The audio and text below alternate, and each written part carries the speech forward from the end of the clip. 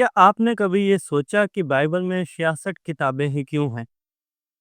इससे ज़्यादा क्यों नहीं और इससे कम क्यों नहीं? और अगर बाइबल में 66 किताबें ही होनी हैं, तो ये किसका फैसला था कि इतनी ही किताबें हों? क्या ये प्रेरितों के द्वारा निर्धारित किया गया या खुद प्रभु ने इसे निर्धारित किया? इसके लिए जो शब्द हम इस्तेमाल करते हैं इंग्लिश में, उसको बोला जाता है कैनन। और इसका जो यूनानी शब्द है उसका मतलब होता है एक मापदंड या एक स्तर जिसका इस्तेमाल किया जाता है किसी चीज़ को नापने के लिए। और जब हम बाइबल के कैनन की बात करते हैं तो हम बात करते हैं कि वो कौन सा स्तर था जिसका इस्तेमाल किया गया ये जानने के लिए कि कौन से वचन परमेश्वर के द्वारा प्रेरित हैं।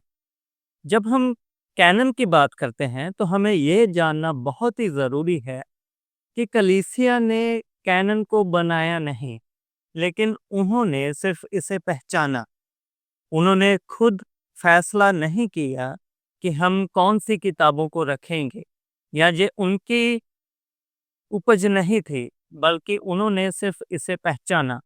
जब हम पुराने नियम के कैनन की बात करते हैं तो हम पाते हैं कि प्रभु यीशु के समय तक वो ऑलरेडी एस्टैब्लिश हो चुका था।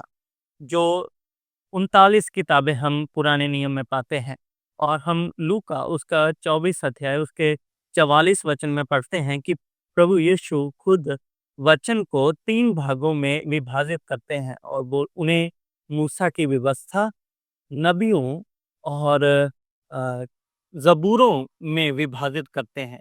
और ये 3 हिस्से, ये 3 विभाजन मिलकर 39 बुक्स या 39 किताबें बनाते हैं पुराने नियम की। और हम पाते हैं कि प्रभु यीशु ने इन 39 बुक्स को ओल्ड टेस्टामेंट के रूप में या परमेश्वर के वचन के रूप में देखा। तो हम ये पाते हैं कि प्रभु यीशु के समय तक ऑलरेडी हमारे पास पुराना नियम था। 39 किताबें जो हम अभी अपनी बाइबल में पाते हैं।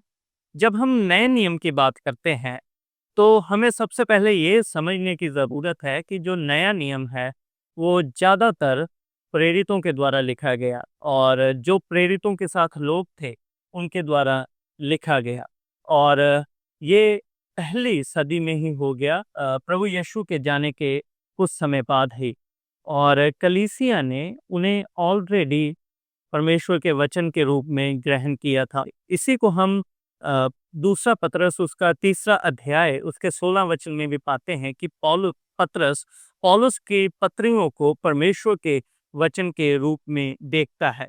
और दूसरी शताब्दी के आने तक ये 27 किताबें ऑलरेडी कलीसिया में थी, पहली कलीसिया में, और उन्होंने इसे परमेश्वर के वचन के रूप में देखा। कुछ लोग ये दावा करते हैं कि बाइबल पूरी नहीं है और इसमें से बहुत सारी किताबें अभी भी मिसिंग हैं या फिर रह गई हैं। जैसे मरियम का सुसमाचार, थॉमस का सुसमाचार, यहूदा का सुसमाचार या फिर बरनबास का सुसमाचार।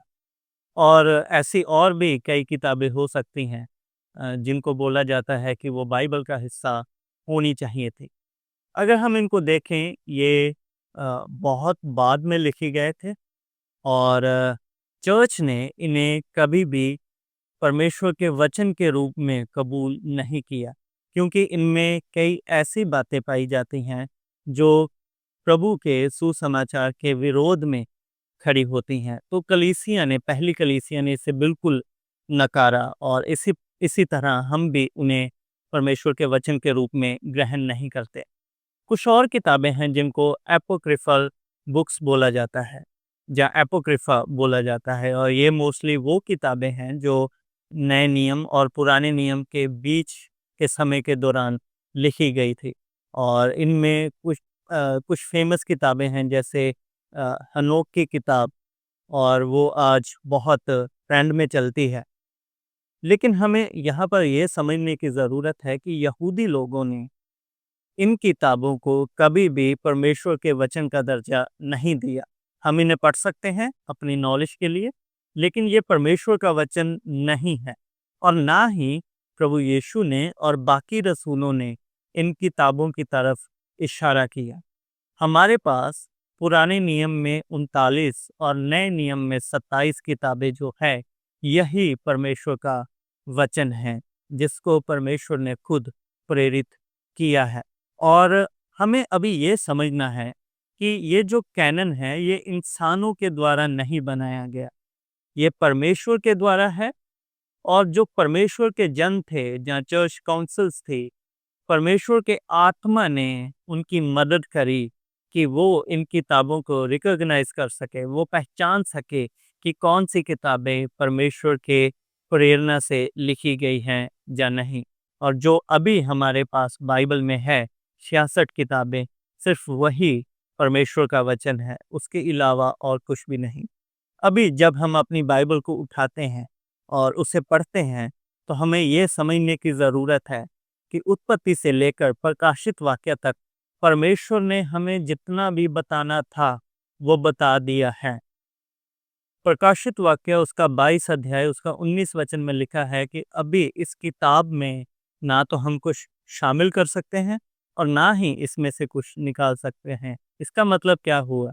परमेश्वर ने जितना हमें दिया है इतना हमारे लिए काफ़ी है। परमेश्वर जितना हमसे बोलना चाहते थे, परमेश्वर ने उतना बोल दिया है अपने वचन में। अभी परमेश्वर अपने वचन से ही हमारे साथ बात करते हैं। हमें किसी और चीज़ की तरफ देखने की ज़रूरत नहीं है। हमें नए प्रकाशनों, नई भविष्यवाणियों की तरफ देखने की ज़रूरत नहीं है। हमें परमेश्वर के वचन के पास आने की ज़रूरत है। यहाँ पर परमेश्वर हमसे बात करते हैं।